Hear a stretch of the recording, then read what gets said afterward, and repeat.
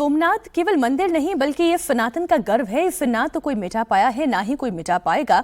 जो बात आज सोमनाथ से प्रधानमंत्री नरेंद्र मोदी ने कही, वही बात आज काशी विश्वनाथ से योगी आदित्यनाथ ने कही। जिन्होंने सनातन को मिटाने का प्रयास किया, आज वे स्वयं मिट्टी में मिल चुके हैं। 1000 वर्ष पहले विदेशी आक्रांता मोहम्मद गजनवी के आक्रमण सहित विदेशी आक्रांताओं ने सोमनाथ मंदिर पर 17 बार आक्रमण कर उसके वैभव को खंडित करने का प्रयास किया। उन्हें भ्रम था कि हम मूर्ति खंडित करके इसके वैभव को लूट करके भारत की आत्मा को सदैव के लिए समाप्त कर सकते हैं। यह केवल सोमनाथ महादेव के मंदिर के साथ नहीं हुआ। भारत के अंदर हजारों सनातन के प्रतीक पवित्र स्थलों के प्रति, उनमें काशी विश्वनाथ धाम भी है। हम सब इस बात को जानते हैं कि मोहम्मद घोरी से लेकर मुगलों तक कई विदेशी आतताइयों ने हमारी इन आध्यात्मिक और सांस्कृतिक पहचान को नष्ट करने का प्रयास किया। औरंगजेब ने बाबा विश्वनाथ के प्राचीन मंदिर को ध्वस्त कर एक गुलामी का ढांचा भी यहां खड़ा किया, लेकिन वे भारत की आत्मा को तोड़ नहीं पाए। जिन्होंने सनातन को मिटाने का प्रयास किया, आज वे स्वयं मिट्टी में मिल चुके हैं।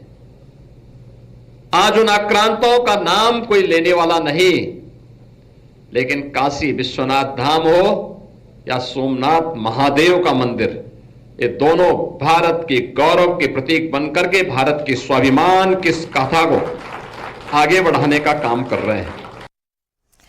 तो भारत के स्वाभिमान को आगे कैसे बढ़ाया जा रहा है, और जब भारत के स्वाभिमान की बात आती है तो कैसे वो सोमनाथ से काशी विश्वनाथ तक आगे जाती है।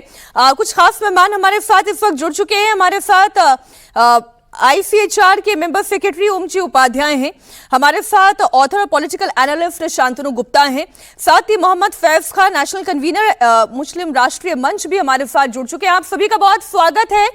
आज जब भारत के स्वाभिमान की बात होती है, भारत के गर्व की बात होती है, तब फिर सोमनाथ से लेकर काशी विश्वनाथ तक की बात होती है। ओम जी बिल्कुल, ये दोनों ही भारत के स्वाभिमान के प्रतीक ही हैं। जैसा कि प्रधानमंत्री जी ने भी अपने भाषण में मीनाक्षी जी कहा, और यही बात हम योगी आदित्यनाथ जी महाराज को भी कहते सुन रहे थे। बिल्कुल स्पष्ट आ रही है। जो सोमनाथ है वो हमारे सभ्यतागत स्वतंत्रता का घोषणा पत्र जैसा है, उसकी घोषणा करता हुआ है।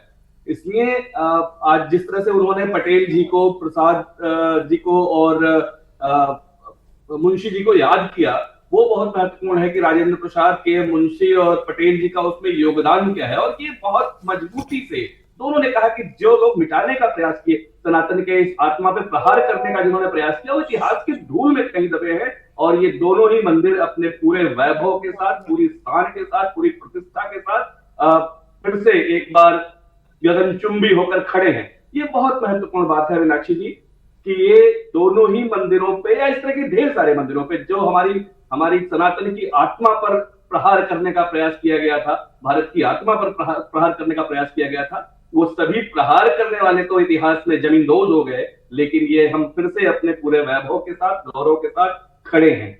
और भारत और भारतीय, जो दोनों ही लोगों ने कहा कि किसी और ही मिट्टी के बने लोग हैं, उस प्रतिरोध को दिखाता हुआ, उस अपने आप को जो हमारी श्रेष्ठता है, सर्वोच्चता है, जो शिखर तक पहुंचने की हमारी क्षमता है, उसको दिखाता हुआ ये दोनों मंदिर अपने पूरे वैभव के साथ